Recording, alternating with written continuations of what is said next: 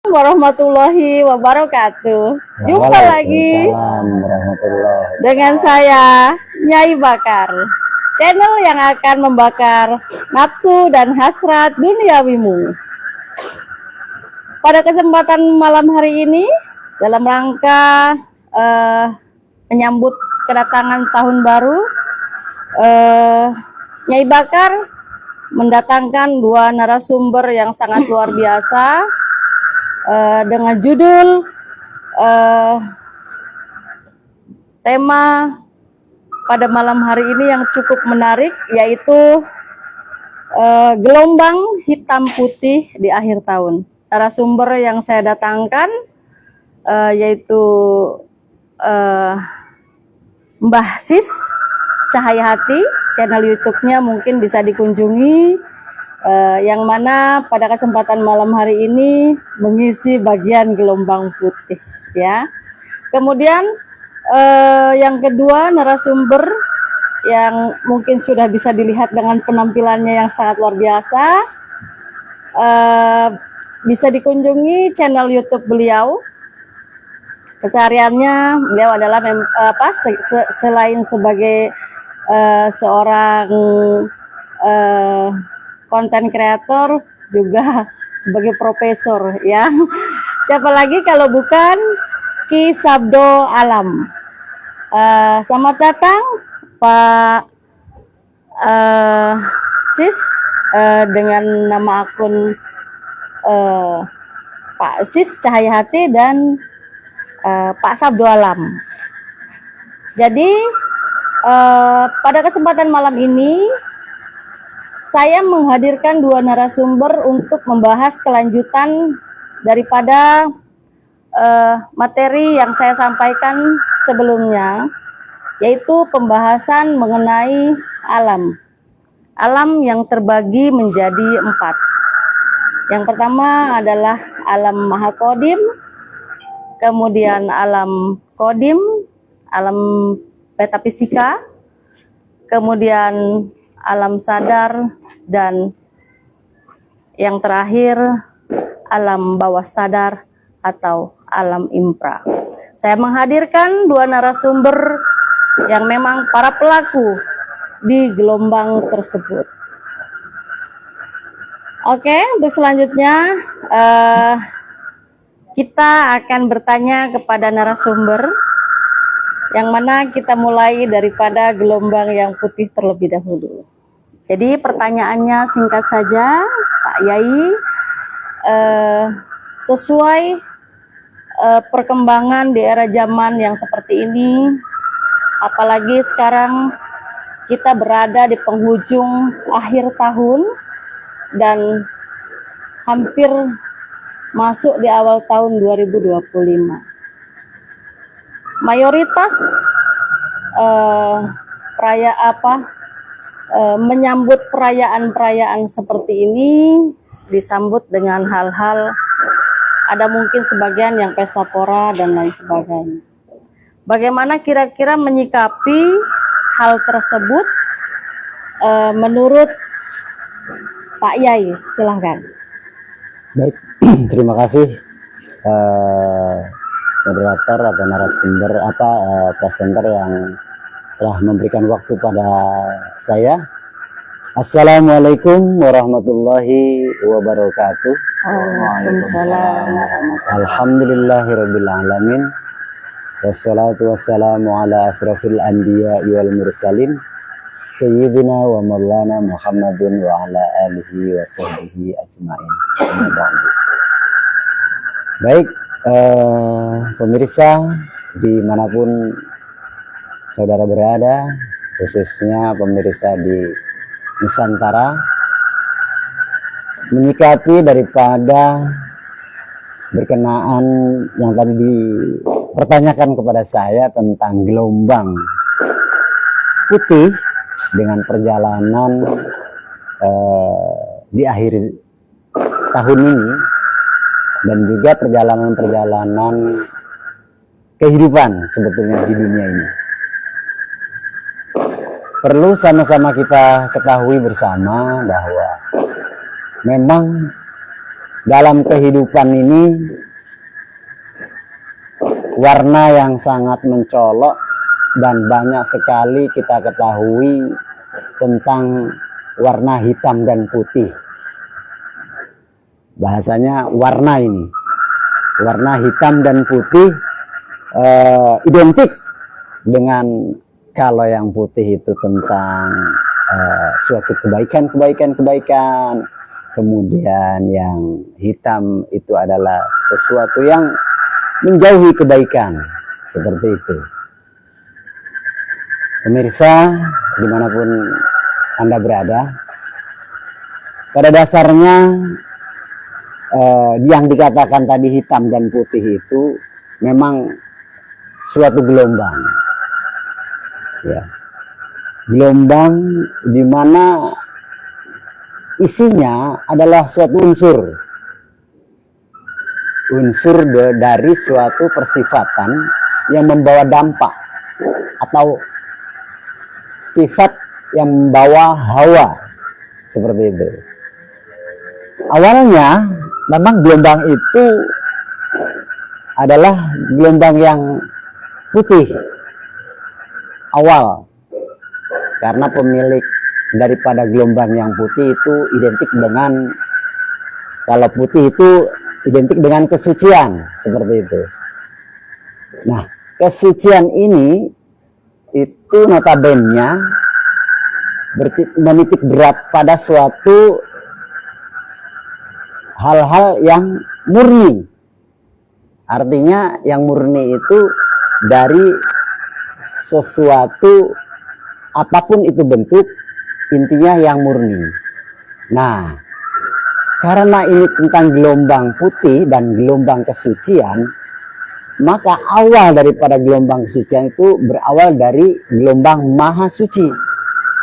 Seperti itu. Gelombang maha suci, kemudian dia adalah pemiliknya, pemilik dari gelombang maha suci. Nah, karena ini gelombang ada suatu pergerakan, perjalanan, artinya hidup, maka unsur itu yang maha suci itu adalah sumber daripada unsur suci yang hidup. Nah, kemudian unsur suci yang hidup supaya diketahui seperti apa, maka diutuslah bagian daripada unsur suci itu, yaitu kalau unsur suci itu adalah dari awal pemiliknya adalah Sang Maha Suci atau Tuhan yang Maha Esa atau Allah Subhanahu wa Ta'ala, dia maha rohani, maka unsur kesucian itu adalah ruhani. Jadi dari maha rohani, unsur maha rohani itu diturunkan atau ditajalikan atau percikan dari unsur rohani itu, unsur Tuhan itu sendiri, ya, maha rohani, dipercikan, diutus unsur rohani, maha rohaninya menjadi unsur rohani, unsur kesucian dari Sang Maha Suci. Nah, kemudian dari unsur Sang Maha yang alam pertama itu turun ke alam yang kedua, unsur kesucian. Kemudian di alam yang ketiga unsur kesucian itu mewujud, atau rohani yang suci itu mewujud di alam yang ketiga, yaitu alam dunia. Maka barulah diketahui bahwa unsur kesucian atau identik dengan unsur kesucian itu gelombang putih di dunia itu ketahuan. Nah, unsur gelombang suci atau yang gelombang putih dinamakan di dunia baru diketahui gelombang suci atau unsur kesucian itu di dunia. Kalau di alam maha tidak diketahui, di alam yang kedua pun tidak diketahui karena itu alam rahasia kedua-duanya, alam kodim dan maha kodim. Nah, di dunia unsur itu mewujud, unsur kesucian tersebut baru diketahui unsur kesucian itu. Nah, dinamakan gelombang putih, artinya gelombang kebenaran. Nah, gelombang kebenaran ini dinyatakan benar, itu harus dinyatakan. Maka gelombang ruhani yang suci atau gelombang putih itu mewujud pada si pembawanya.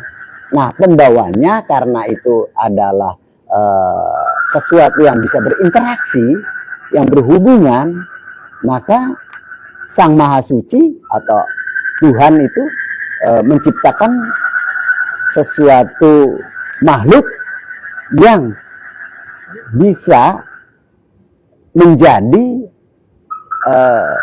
suatu tanda kebesaran tadi unsur yang suci itu atau gelombang yang suci itu, yaitu utusannya, yaitu manusia, seperti itu. Nah, si pembawa gelombang unsur suci atau rohani yang suci itu dibawa oleh utusannya di dunia, sebagian daripada dia yang membawa gelombang itu.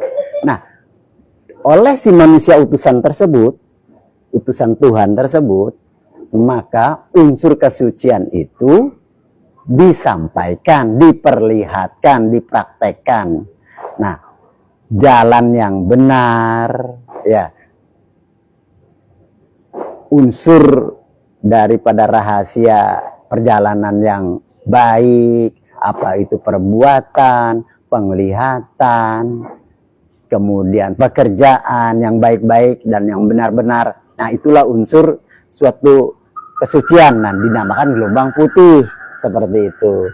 Nah, itulah unsur Tuhan sebenarnya. Gelombang putih itu unsur Tuhan. Nah, karena terdampak, gelombang putih itu terdampak oleh suatu yang membawa dampak itu adalah lingkungan, gitu, seperti itu. Lingkungan artinya bahwa di diri manusia itu yang diutus itu tadi ada unsur lain, tadinya unsur suci. Nah, di manusia itu ada unsur yang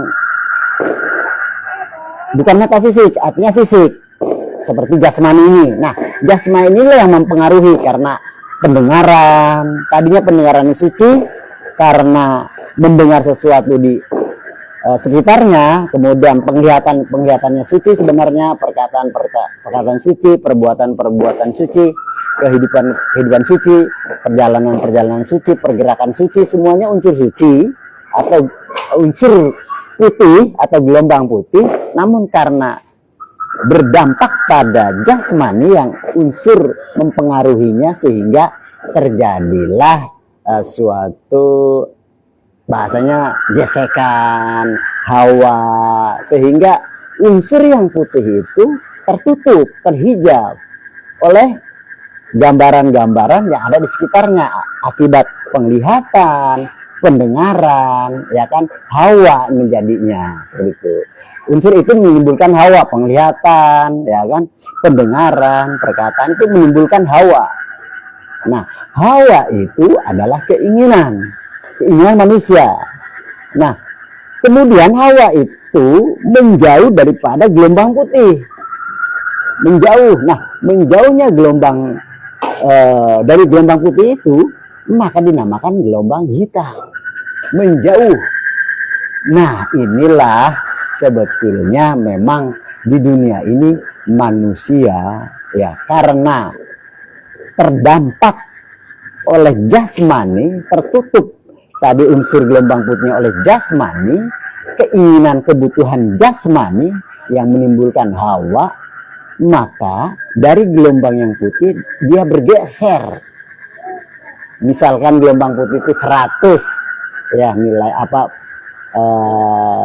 hitungannya, kemudian dia turun 90, 80 sampai akibat daripada dampak jasmani dan sekitarnya itu, yang dilihat, yang didengar, dan dirasakan dan sebagainya.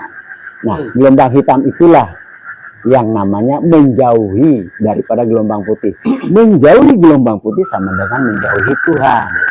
Nah, di akhir tahun ini biasanya manusia di seluruh dunia, karena manusia itu mempunyai hawa akibat dampak, maka lupa dengan gelombang putih, gelombang kesucian, gelombang Tuhan. Dia ingin bersenang-senang, berkeinginan berfoya-foya karena materi, ya kan, karena sesuatu yang diinginkan supaya dia bahagia, dia pokoknya hiporia. Nah, itulah gelombang hitam. Nah, dampaknya nanti jika manusia itu hiporia dalam akhir tahun biasanya, lupalah dengan gelombang putih seperti itu, sehingga nanti berdampak. Dia mengerjakan gelombang hitam berdampak atau ada akibatnya, dia membuat sebab menjauhi gelombang putih. Dan yang manusia yang bisa bertahan di gelombang putih, kemudian terus bertahan di gelombang putih dan mengerjakan gelombang putih pun membuat dampak. Manusia yang berjalan, bergerak, mengikuti gelombang putih, gelombang kesucian, gelombang rohani, gelombang Tuhan, dampaknya ketenangan, kesadaran tinggi, karena tetap memegang perjalanan tadi kesucian. Gelombang putih itu, gelombang sucian, gelombang putih adalah gelombang di atas tadi dunia itu. Jadi di atas dunia, di alam kodim, dan sampai terhubung dengan Maha Kodim yang Maha Suci, Maha Putih, gelombang paling putih dianalogikannya dari dunia. Kalau di sana tetap tidak ada kalimat dan bahasa atau suara seperti itu. Nah itulah jadi bahwa perjalanan gelombang hitam adalah menjauhi, ya, membawa dampak ingin kesenangan dunia, hiporia, ya, lupa dengan Tuhan, ya, keluar rel. Dan gelombang putih adalah gelombang yang terus berjalan di jalan kebenaran, di jalan rohani, di jalan Tuhan. Seperti itu analogika umum, seperti itu analogikanya. Nah, itu saja mungkin yang dapat saya sampaikan. Oke, baik. Jadi bisa saya tangkap pada intinya adalah mungkin seperti ini ya Pak Yai, mau dikoreksi. Pada dasarnya adalah semua gelombang yang turun itu adalah gelombang putih. Ketika terjadi atau adanya sebutan gelombang hitam itu karena adanya gesekan yang sifatnya ketika memang gelombang itu sudah turun mewujud di alam dunia. Seperti itu, ya. Jadi gelombang hitam itu tidak serta-merta adalah seperti penangkapan pemikiran kita bahwa sesuatu hal yang sifatnya serem-serem amat, kan seperti itu ya. Boleh Pak Yesus itu memberikan sedikit ke kita bagaimana caranya kita yang tadinya memang awalnya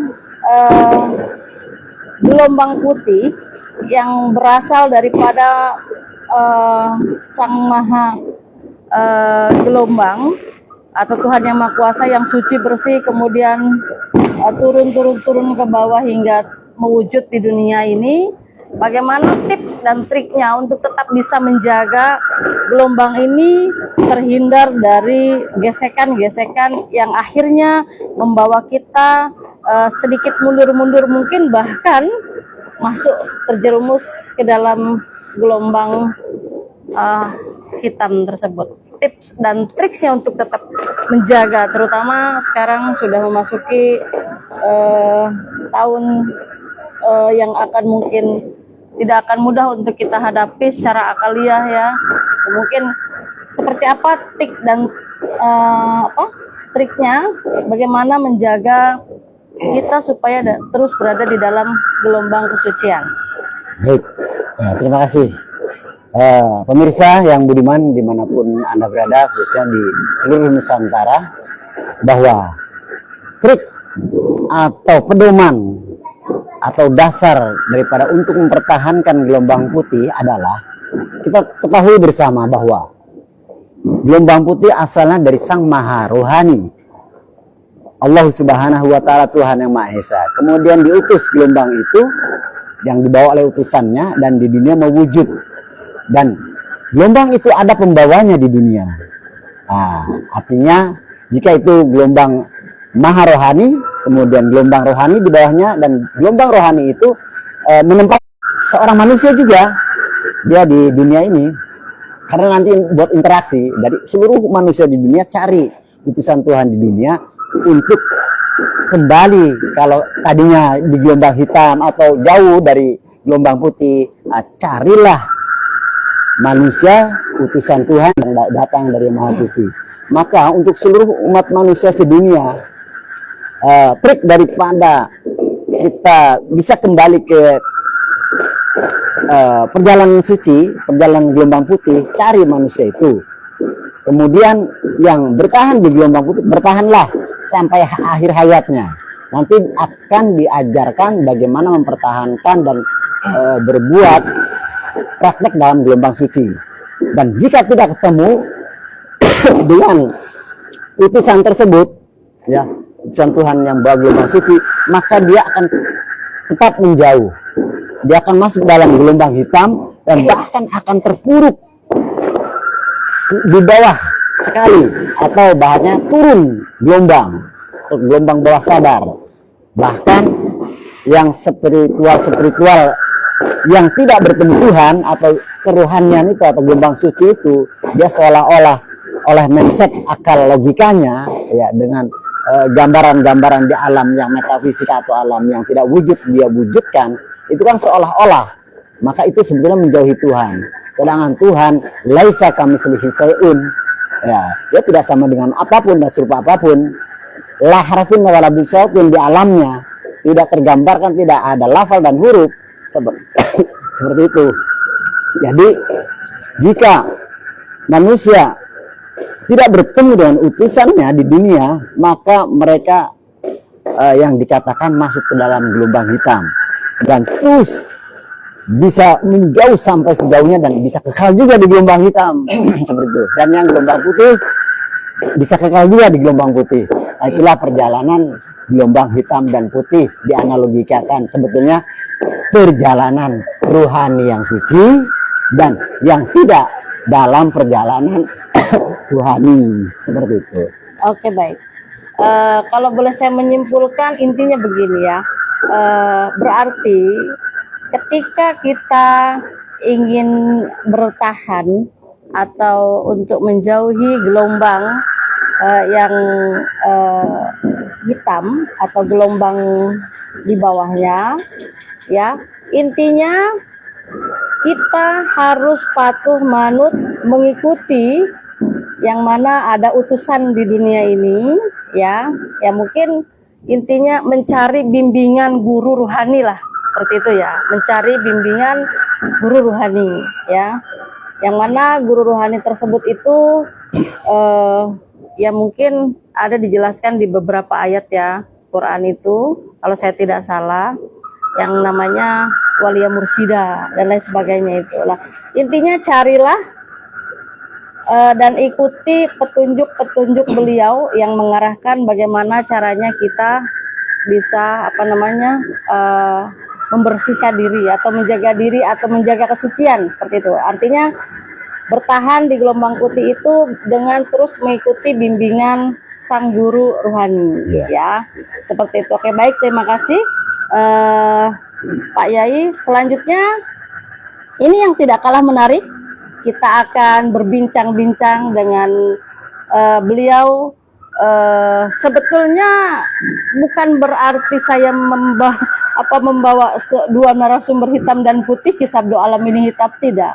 Tetapi beliau ini mempunyai pengalaman di alam infra, ya, dan luar biasa memang. Setelah saya memang tahu dan masuk di ilmu ini, inilah yang memang betul-betul diajarkan oleh sekolah yang saya ikuti ini, bahwa kita tidak bisa menilai seseorang dari fisik luar jasmaninya.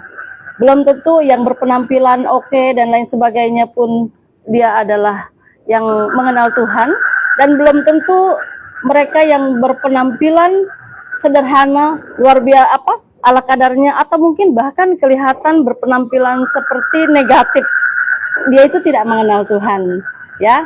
Jadi kita akan mendengarkan penjelasan atau pengalaman cerita tadi luar biasa dari Pak Asis, dari yang putih bergeser ke hitam.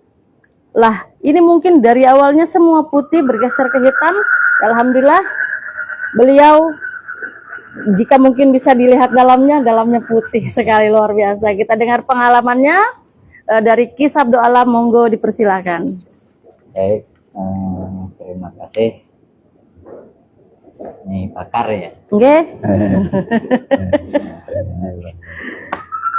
Assalamualaikum warahmatullahi wabarakatuh. Waalaikumsalam warahmatullahi wabarakatuh. Sejahtera, salam rahayu untuk semuanya. Jadi melanjutkan ataupun sebagai perbedaan kenapa adanya gelombang hitam dan gelombang putih. Jadi melanjutkan dari pembahasan dari materi dari Pak Yai tadi, awal mula terbentuknya gelombang hitam ataupun alam bawah sadar ataupun infrasadar itu terbentuknya awal mulanya itu karena adanya hawa nafsu atau keinginan. Nah itu mulai gitu. Karena begini, pada hakikatnya setiap manusia yang dilahirkan maksudnya dalam kondisi bayi itu masih suci.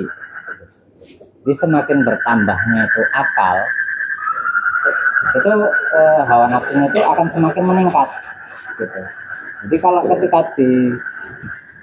baru dilahirkan itu masih ruhnya itu disebutnya masih suci, karena apa? Akalnya belum jalan gitu. Nah semakin akalnya itu berkembang, semakin besar berkembang, itu membawa tambah pada hawa nafsunya. Itu manusiawi, memang semua rata-rata begitu. Nah dari situlah akhirnya seseorang itu pada dasarnya ingin mencari Tuhan nih, aslinya itu dalam perjalanan itu. Nah banyak yang terjebak, kenapa dia terus berada di alam bawah sadar, itu karena munculnya atau timbulnya keinginan. Contoh umpamanya belajar ngaji nih. Kebetulan kalau dalam dunia santri itu terkadang kan ya enggak, mungkin sih nggak semua, tapi ada di bagian-bagian tertentu apa yang diajarkan kayak semacam sebuah amalan nih gitu. Nah terkadang ketika terjadi sebuah fenomena gitu, itu orang itu semakin tertarik itu di dunia itu, kok kayaknya tambah asik nih kan gitu. Nah akhirnya dia semakin melajari bukan pada inti perjalanan untuk mencari Tuhannya, itu malah dia menggeluti ilmu-ilmunya, entah itu di kesaktiannya gitu, ataupun ilmu karomah lah disebutnya. Nah kenapa kok saya bilang ilmu kesaktian ataupun karomah itu masih masuk di dalam alam bawah sadar? Karena terbentuknya karomah ataupun kesaktian itu masih dipengaruhi dengan hawa keinginan manusianya gitu. Nah akhirnya timbullah semacam begini, akhirnya merembet kemana-mana. Yang awalnya itu dari kesaktian nih, akhirnya apa, muncullah gimana caranya harta saya banyak. Nah itu, nah, akhirnya muncul banyak doa-doa yang melancarkan rezeki lah gitu. Syukur-syukur saya duduk bersila, uang datang sendiri kan gitu. Nah itu, jadi itu memacu hawa nafsu manusia sebenarnya. Nah kacaunya atau rusaknya zaman pada saat ini itu bukan masalah pada ritual sholatnya, bukan.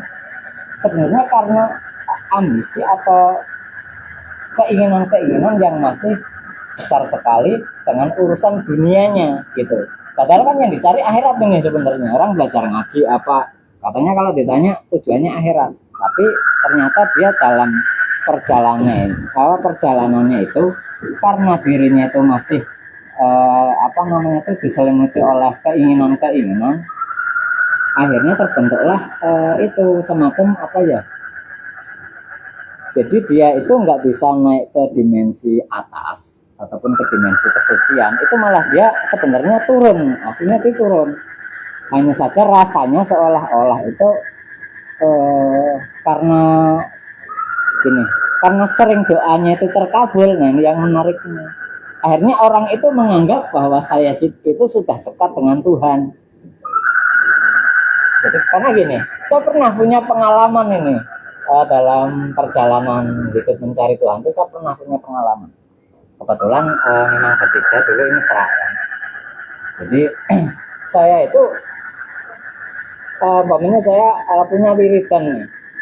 Itu alhamdulillah pada waktu itu saya bahasanya alhamdulillah. Bahasanya alhamdulillah saja. Jadi banyak doa-doa saya itu yang dikabulkan. Nah, itu saya sempat terjebak di situ. Terjebaknya begini. Kok setiap doa yang saya minta dikabulkan sama Allah ini? Wah, berarti saya mulai dekat dengan Tuhan ini. Sudah Karena dekat. setiap permintaan saya dikasih, gitu. Suatu ketika pernah karena saking merasa apa ya, karena sering dikabulkannya itu akhirnya timbullah rasa-rasa di dalam diri saya ini. Saya merasa dekat dengan Tuhan, gitu. Akhirnya perjalanan saya hakikatnya untuk mencari Tuhan itu enggak terhenti karena apa? Saya terjebak di apa ya, harta-harta atau duniawi ataupun apapun lah, enggak harus duniawi saja, mungkin di kesaktiannya apa. Jadi semakin dalam pelajari emang semakin sakti, dan kalau bahasanya rezeki ya semakin lancar gitu. Nah, awal mulanya saya menganggap ataupun merasa bahwa saya sudah dekat dengan Tuhan. Nah, suatu ketika ditegurlah saya sama Tuhan itu. Jadi pernah ada kejadian begini. Tiba-tiba saya ditantangkan sebuah masalah dan itu bertubi-tubi, nggak ada habisnya. Masalah satu muncul, satu belum selesai, timbul masalah dua, dua belum selesai, tiga. Dan itu pada waktu bersamaan sampai bahasanya harta dunia yang saya miliki ludes untuk ngurusin. Disitulah akhirnya saya sadar ternyata selama ini, karena gini, ketika saya yang awalnya itu merasa dekat dengan Tuhan karena doa saya sering dikabulkan, rezeki saya dibikin lancar, kan saya merasa tenang itu, nyaman itu, kayak hidup itu damai, indah kan gitu kan. Karena akhirnya karena perasaan saya gini, saya merasa dekat dengan Tuhan. Jadi, nah disitulah saya ditegur Tuhan pada waktu itu. Yang awalnya saya itu ada ketenangan, ada ketentraman, ketika dunia saya dihabisin sama Tuhan, barulah di situ saya galau. Yang tadinya saya tenang, tentram, itu saya menjadi kacau balau itu, pikiran saya bahasanya hampir stres lah. Nah disitu akhirnya saya sadar, lah ternyata kemarin itu saya bukan dekat dengan Tuhan, saya merasa tenang tentram itu karena duit saya sedang banyak. Gitu. Untungnya disadarkan begitu. Ditegur Tuhan itu. Dari situlah akhirnya saya paham ternyata dekat dengan Tuhan itu tidak istilahnya menjamin bahwa materi banyak, enggak, belum itu. Posisinya ketika hartamu dihabisin, kenikmatanmu dicabut, kalau kau masih tenang, masih tentram, mungkin kau benar dekat dengan Tuhan. Tapi seandainya kau oleng, itu tanda tanya. Itu. Nah, banyak manusia pada zaman sekarang terjebak. Akhirnya begini, orang banyak minta doa-doa kepada kiai lah, apalah, gimana caranya utang saya bisa lunas nih, kan gitu kan. Gimana rezeki biar lancar. Nah, akhirnya karena banyak yang terkabul, ya emang itu permainan iblis-iblis juga aslinya. Gitu. Sebenarnya apa? Untuk menjebak manusia ataupun menghentikan manusia untuk maju terus melangkah ke arah Tuhannya. Jadi dia dijebak dengan apa? Sebuah apa kayak semacam berkecukupan lah bahasanya gitu, berkecukupan tentang duniawinya gitu.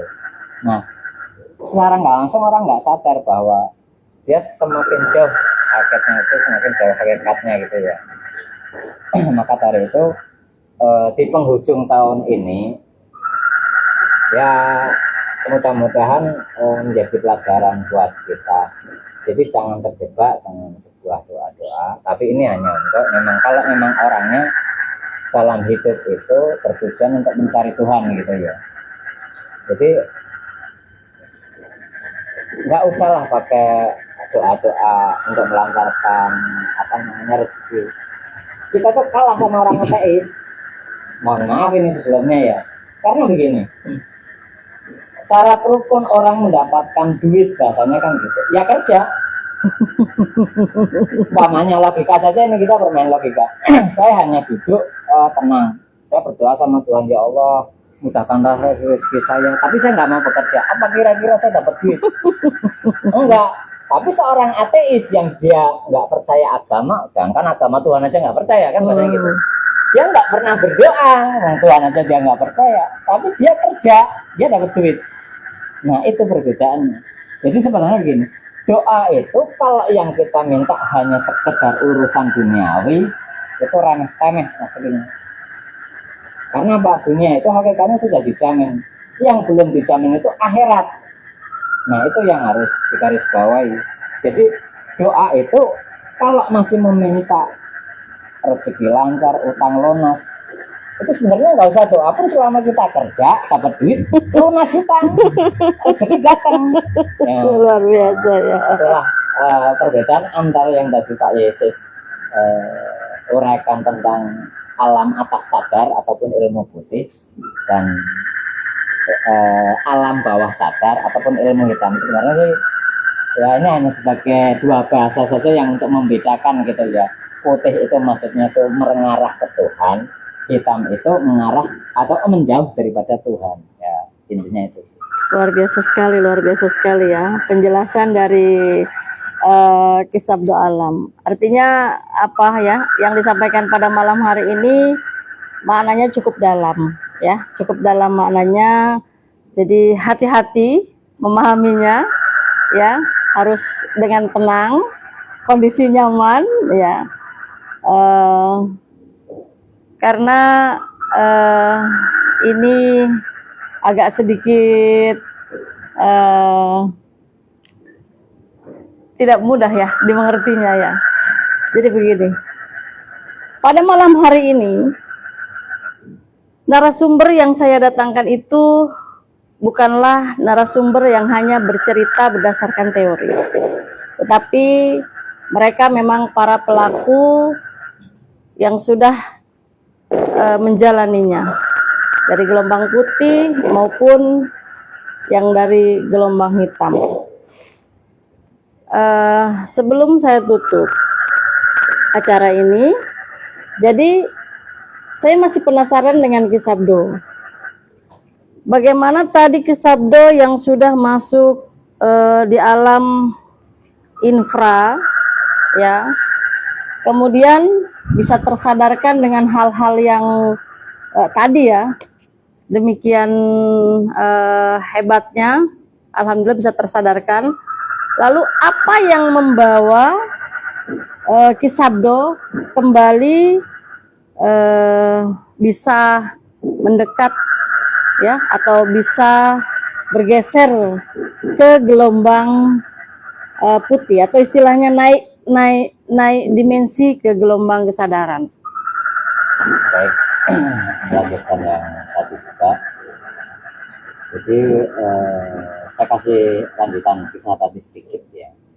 Jadi begini, ketika saya dalam kejatuhan harta dunia itu dihabisi, dan di situ saya merasakan kegelisahan disebutnya.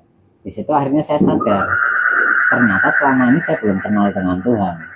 Karena saya merasa tentram, hidup damai itu bukan karena saya dekat dengan Tuhan, karena saya dekat dengan duit.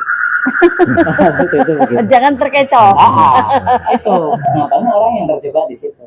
Nah di situ akhirnya saya sadar, kalau memang saya dekat dengan Tuhan, mau saya kaya, mau miskin, harusnya saya tetap tenang. Karena kunci poin dekat dengan Tuhan itu tidak terpengaruh dengan harta duniawi. Mau dia suka, dia tetap tenang. Mau dia susah, dia tetap tenang. Itu hakikatnya di situ. Akhirnya disitulah saya mencari seorang guru dalam perjalanan itu yang bisa mengantarkan saya untuk mengenal Tuhan. Dan alhamdulillah di perjalanan antara, kalau dalam masa perjalanan saya selama mencari Tuhan ya sekitar 20 tahun lah. Oh luar biasa.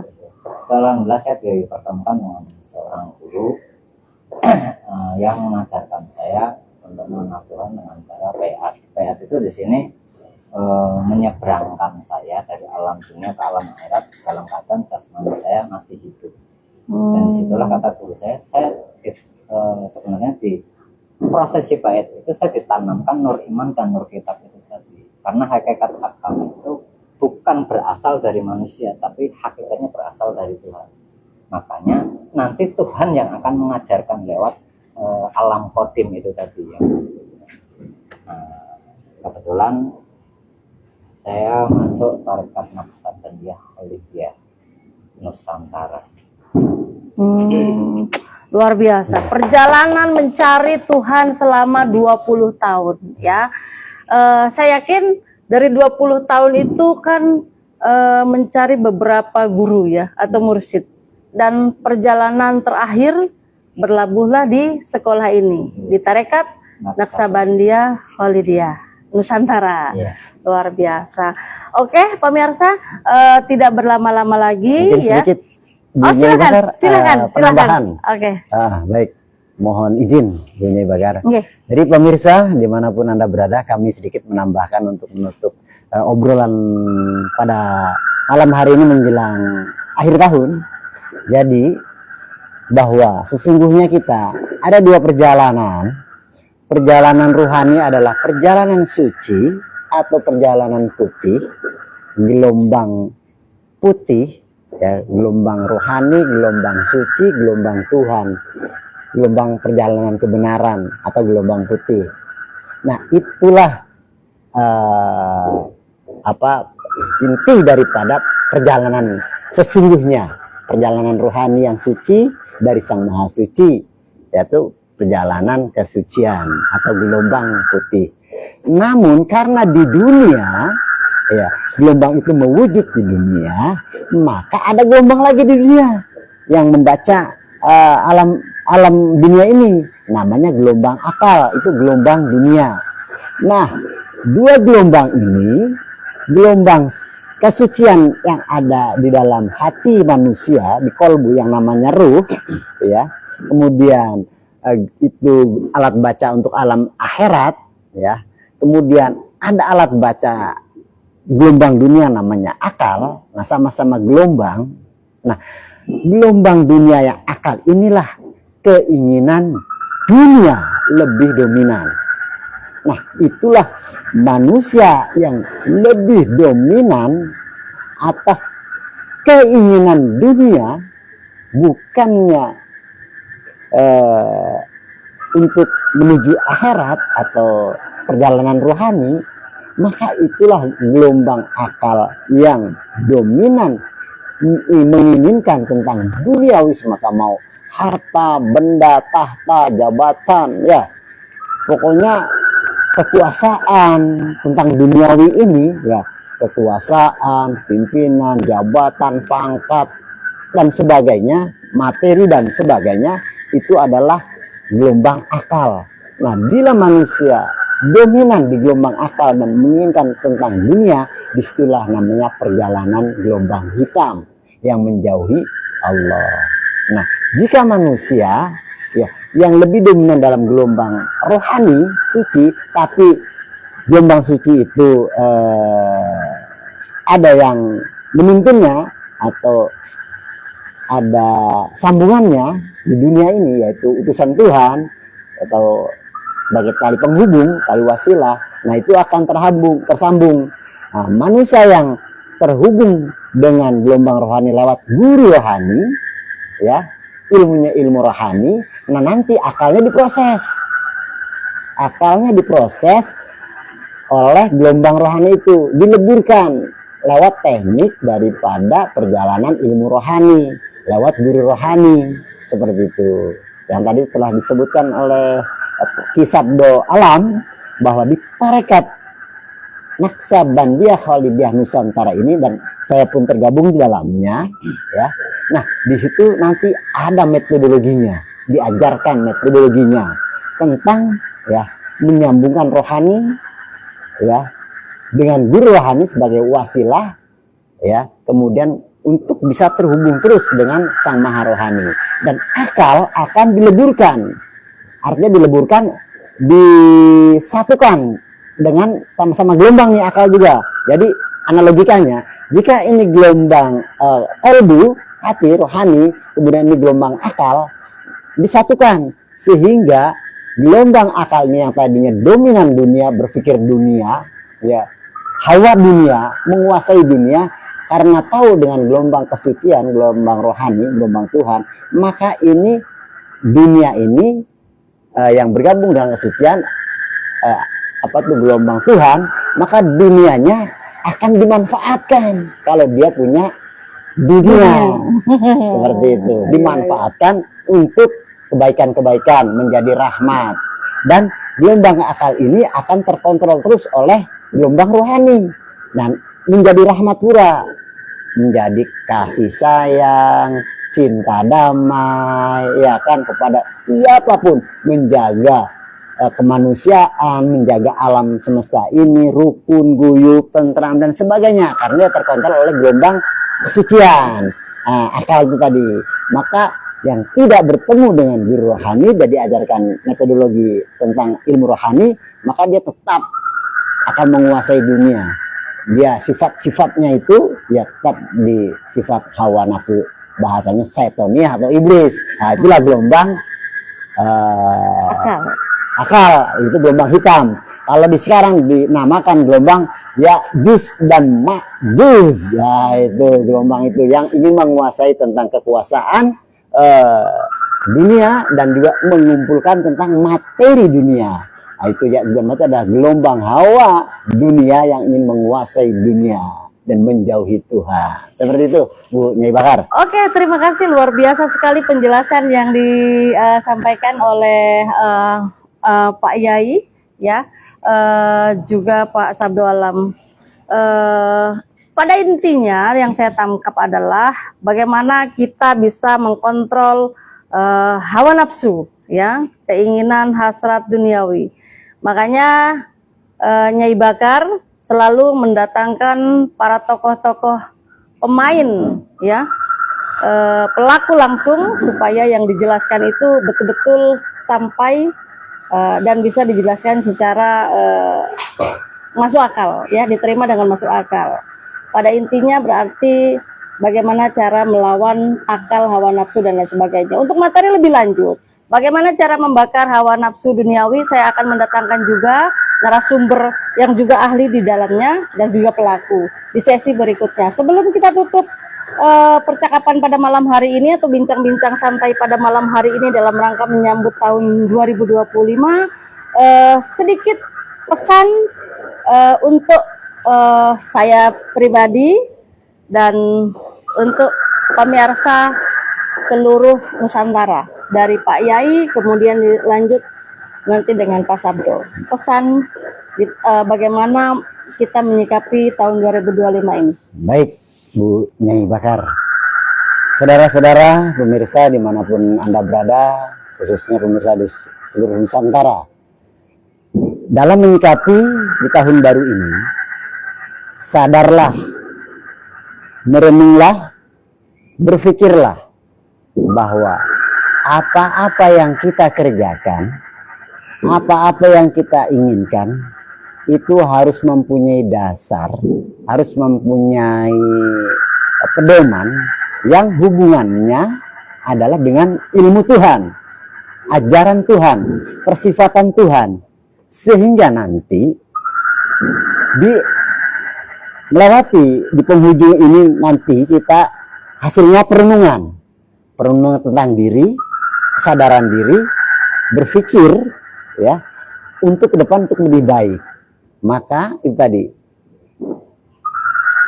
terus di jalan Tuhan, terus bersama kebenaran Tuhan, bersama ilmu yang suci, tentunya mencari ilmu suci dan guru rohani, ilmu rohani dan guru rohani.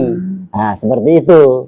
Jadi seperti itu saja untuk pemirsa dimanapun berada, tentang ajaran agama, carilah ilmu rohani dan guru rohani sebagai tali wasilah, tali penghubung, ya, guru kita, untuk kita dapat belajar ilmu rohani dan rohani kita bisa kembali.